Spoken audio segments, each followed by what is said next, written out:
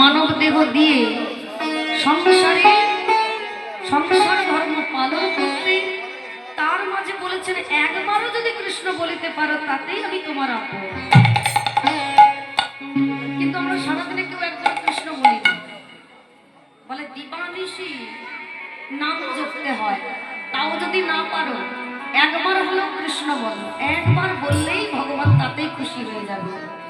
কিন্তু আমরা এমন মানব হতে বলি জি, আমরা চোখা কানের মতন এপাশ দিয়ে শুনি ওপাশ দিয়ে বের করে দিই, সার বস্তুটাকে মাঝে ধরে রাখতে পারি না। তাই বললেন ভগবান বলছেন শোনো, সংসারে থাকলে ত্রিতাপ জ্বালা তো থাকবে।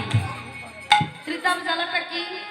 আদি দৈবিক দুঃখ, আদি ভৌতিক দুঃখ, আদি আত্মাধিক দুঃখ।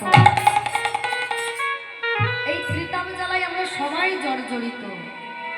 আগে পূর্বপুরুষ তেনারাও এই জর্জরিত হয়েছিল ত্রিতাপ জ্বালাতে, আমরাও জ্বলছি।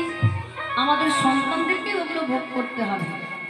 যদি বলেন সেই দুঃখগুলো কি, ত্রিতাপ জ্বালার দুঃখগুলো কি? আদি দৈবিক দুঃখ।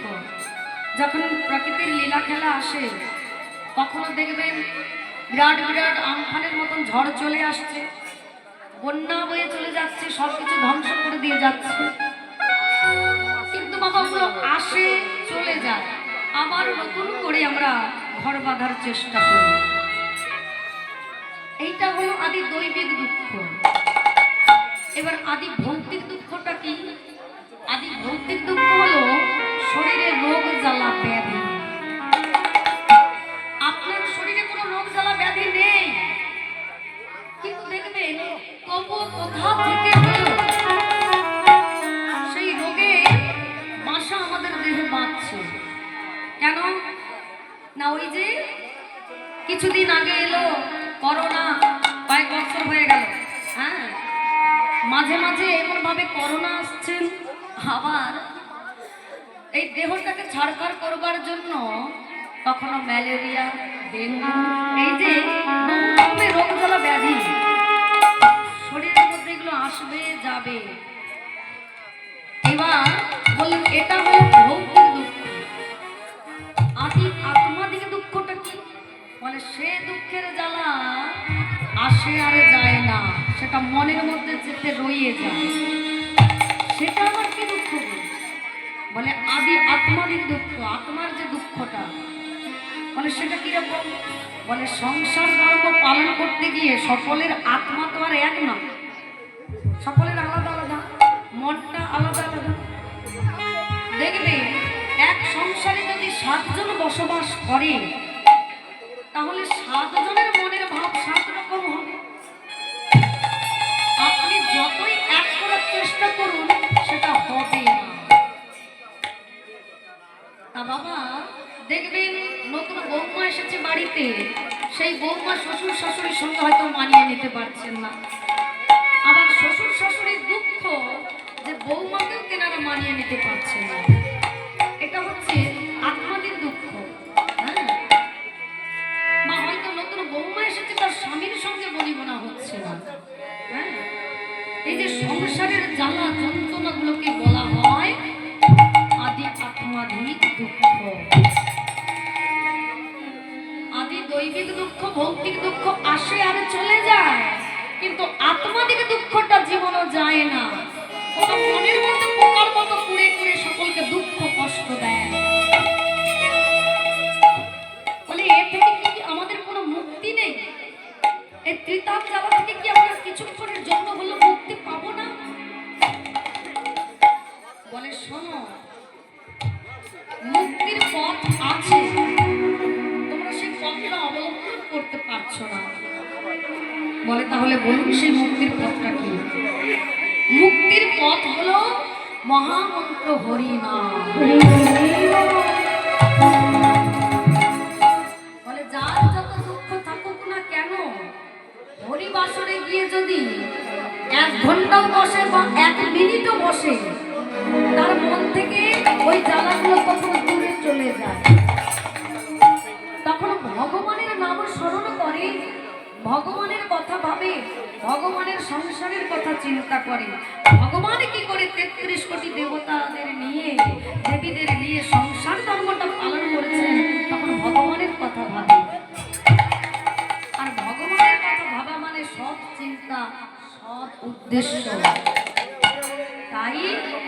সেখানে গিয়ে আমরা একটু শান্তি পাই। তাই ভগবান কি করলেন, ভগবান আমাদের মতো পুরোজনকে একটু শান্তি দেওয়ার জন্য দাঁড়ে দাঁড়ে হরিনাম বিলাতে লাগলেন। বলে এতে শুধু আত্মার শান্তির শুধু তা না, এতে তোমাদের মুক্তিরও পথ। সেই জন্য আমাদের স্বয়ং ভগবান গৌর সুন্দর তিনি নাম বিলাতে এলেন। হরিবল জয় রাধে।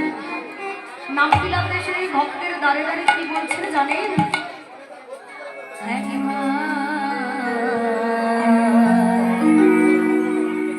বলো রে বদনে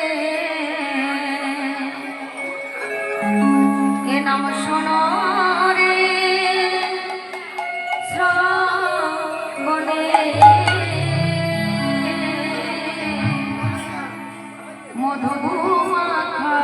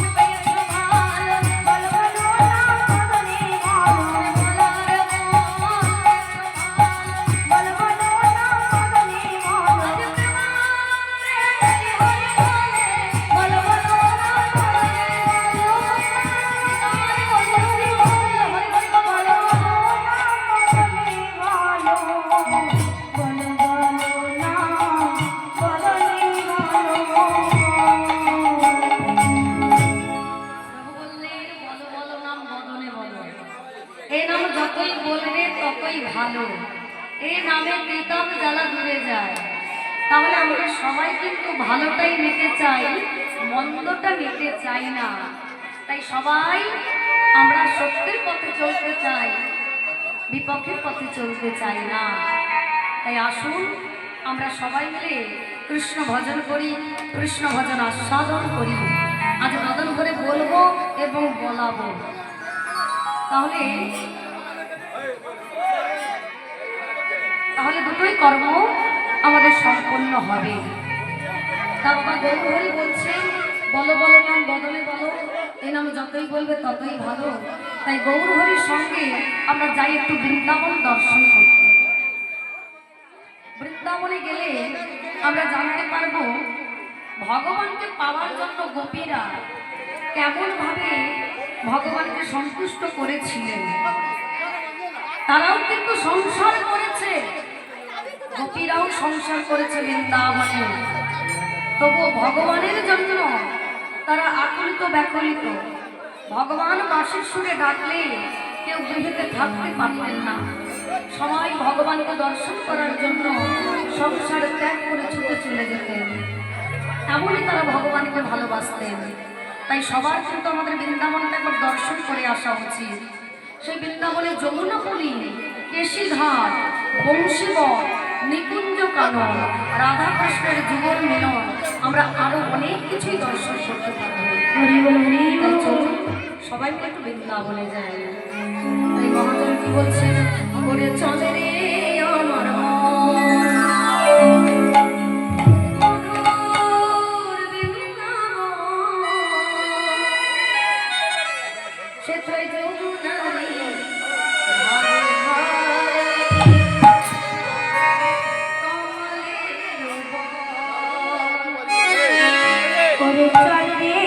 আমার